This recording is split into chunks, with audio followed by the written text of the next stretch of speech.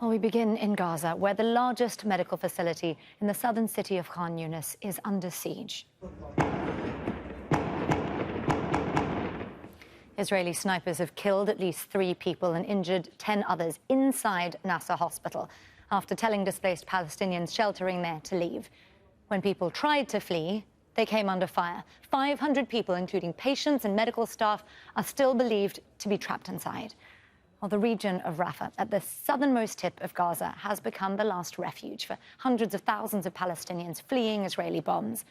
Have a look. This was Rafah during times of relative peace, although Israel still bombed the city several times over recent years. The UN said it was overcrowded even before this war, with a population of 300,000. And this is what parts of Rafah look like now, after 4 months of war. Around 1.5 million Palestinians are sheltering here. The UN has called it a pressure cooker of despair. People are now being forced to flee again ahead of a possible Israeli ground offensive.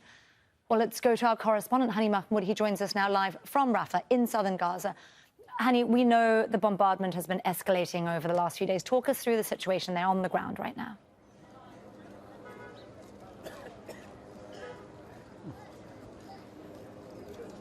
Yes, well, the situations in Rafah city are getting very, very critical at this point, with much felt of the sense of desperation and depression across the city, whether people inside residential homes sheltering or inside the tents that they have set up since they arrived to Rafah city, or simply people who don't have a place and have been spending the vast majority of their time right on the roads or in the streets of Rafah city.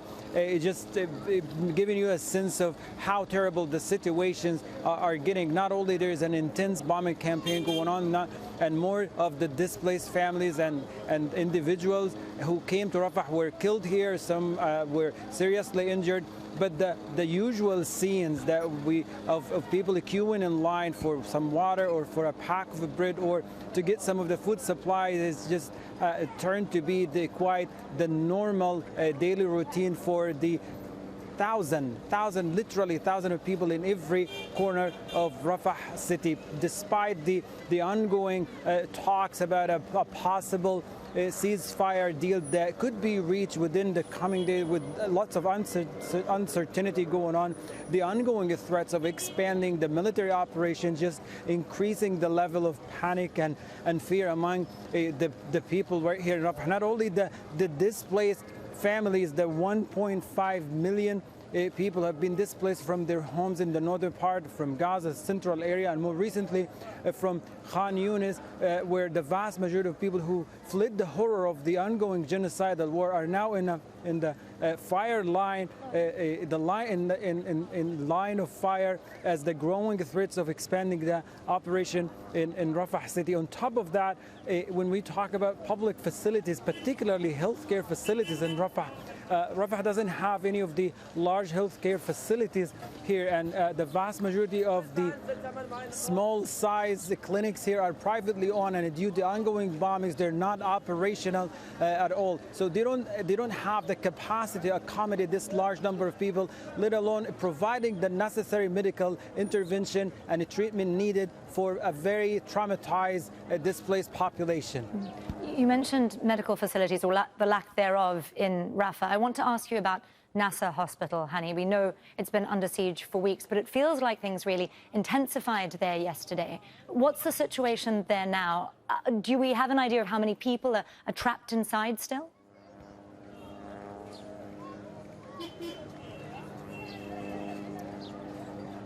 Yes, well, Nasser Hospital, within the past few days, it's important to mention that this is the 18th day that the hospital under aggressive military siege, with the snipers surrounding the hospital. But those who remain inside the hospital, the 300 medical staff, 450 patients, and those who were injured during the war, and the hundreds of evacuees inside the hospital, entire families who did not have anywhere to go other than and to shelter inside the health facilities. And as of we speak, just within the past hour, the Israeli military started sharply ordering those evacuating inside the hospital, including the medical staff and everybody else, to start leaving the hospital. What they did, they destroyed the northern gate of the hospital, blocked it with a pile of sands and rubbles, and only the eastern gate is now open, but there are tanks and armored vehicles stationed in front of the gate. There are face recognition cameras, high-tech technology being deployed and installed at the gates, at the eastern gate of the hospital, in which people are ordered to get through it for the evacuation. And from past experience, setting up these face recognition cameras and high-tech equipment for the mass arrest that is going to happen. People are told to take a route and go all the way to Gaza European Hospital in Rafah city. But the question remains here, is this going to be their last stop? Is this the last place they're going to evacuate to, or are they going to be asked one more time from Rafah to go elsewhere? Hani Mahmoud there with the latest for us from the ground in Rafah in southern Gaza. Thank you, Hani. Well, let's give you some geographical context. The Nasser Medical Complex is in Khan Younis, as you can see there, just north of Rafah.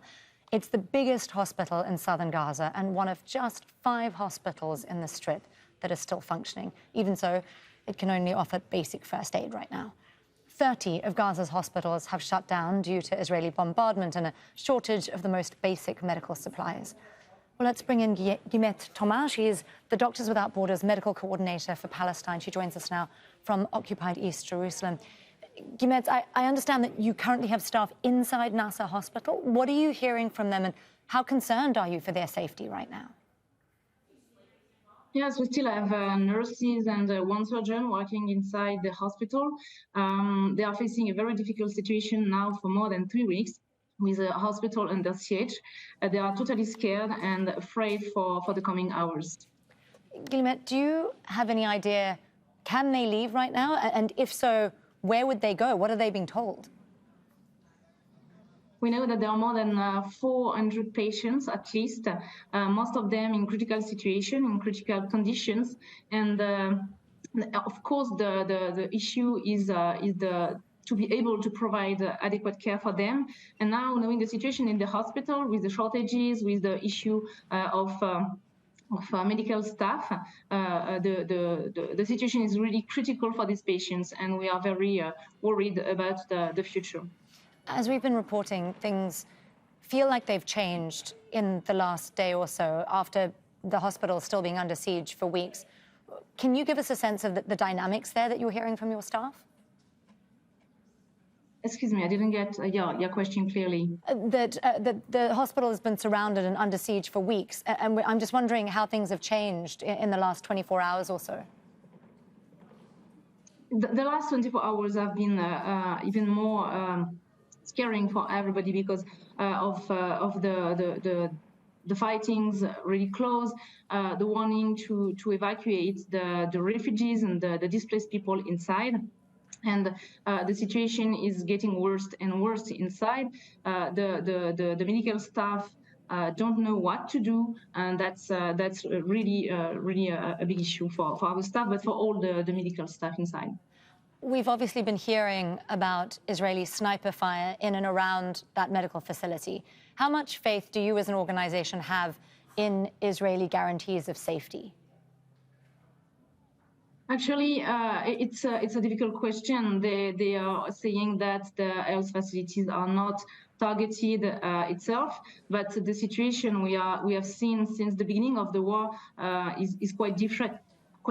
And we have seen that Shifa Hospital, Al-Awda Hospital, Amal Hospital recently have been raided by Israeli forces. So it's a bit difficult to be really. We have a lot of concern about the situation there because the guarantees are quite weak. Guillemette, talk us through the situation right now in Nasser when it comes to supplies. We know a little girl who was 10 years old died in the last couple of days because the generators had to stop. What's happening now? What we know is that the situation for all the patients is really critical. There are patients in ICU, so depending their life are really depending on the fuel. the equipment, the medical equipment, and that's the case for many patients. So of course, the facility itself is not able to take care of the patients. The OTs are not working. The patient can't receive the medication. So this can lead to a critical situation where many people can die. Your organization, Doctors Without Borders, is working across the Strip. Can you give us a sense of the state of other medical facilities in Gaza right now? Obviously, we know very few of them are actually still functioning.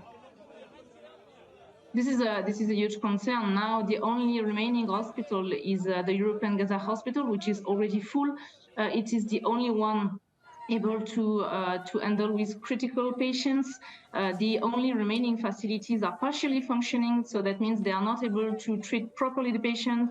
And this is the case in all Gaza Strip, where 2.5 million people are living. So this population is totally alone and not able to receive any care that they should receive. And the needs are huge. The needs are really important because they are living in dire conditions for more than 4 months now, and the situation is just getting worse and worse.